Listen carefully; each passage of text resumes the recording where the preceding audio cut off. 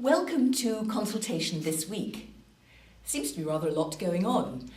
Up in Scotland, Quintin Oliver and David Jones will be running an in-house course, consultation before and after, for North Ayrshire Council.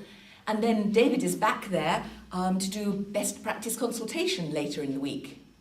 Here in Biggleswade, Barry Creasy will be doing his Better Surveys and Questionnaire course. If you've never done that one, it's certainly worth it if you have to ever tangle with the mysterious arts of doing really good questionnaires. But there's also been quite a hullabaloo in Parliament. Rhian, what's happening?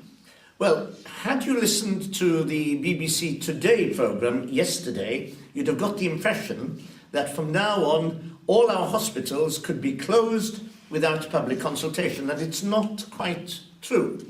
What the government is proposing to do is to amend the rules for when they put in a trust special administrator, as they did in Lewisham Hospital, to sort out some of the large financial deficits that some of our hospitals have.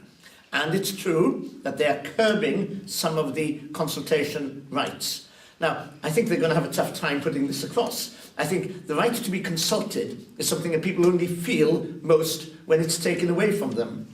So I think there will be a bit of a rebellion. I think the House of Lords could also prove difficult for the government.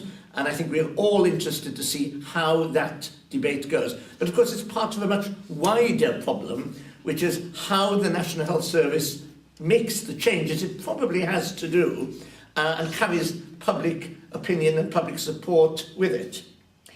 And that actually chimes very nicely with something that Rhian and I will be involved in tomorrow in Cardiff. It's a seminar called Managing Change in Turbulent Times, and we've got an audience of over 40 people, largely from the NHS, but also from wider bodies too. And we're going to really have an interesting day because we're going to look at change that's happened in London, in the NHS. Or that they've failed to make happen in London. I mean, they're going to talk about the struggles, yes, indeed, and why it's difficult to do. Why it's so hard, because cherished public institutions, and the NHS comes really at the top of that list, make it very, very difficult. And we're also going to wonder if they're doing it any better in Scotland. We've got Richard Norris from the Scottish Health Council there. Well, we've known Richard for many years. The Scottish Health Council is a body that does not have an equivalent here in England, or indeed, for that matter, in Wales. And I think they've achieved some things, don't want to exaggerate this, which would be embarrassed, they've achieved some things that we are struggling to do over here. It's interesting to see what he says. And we're also going to look just a little bit wider than the NHS at other institutions, and we've got speakers who are going to help us do that. So it's going to be a very good day. Sorry if you won't be able to join us, but please do ring us up. We know that people watch these videos, and we like to hear from you. So if you've got any thoughts, engage with us. You never know, you might end up taking part in one. We like that. Thank you. Have a good consultation week.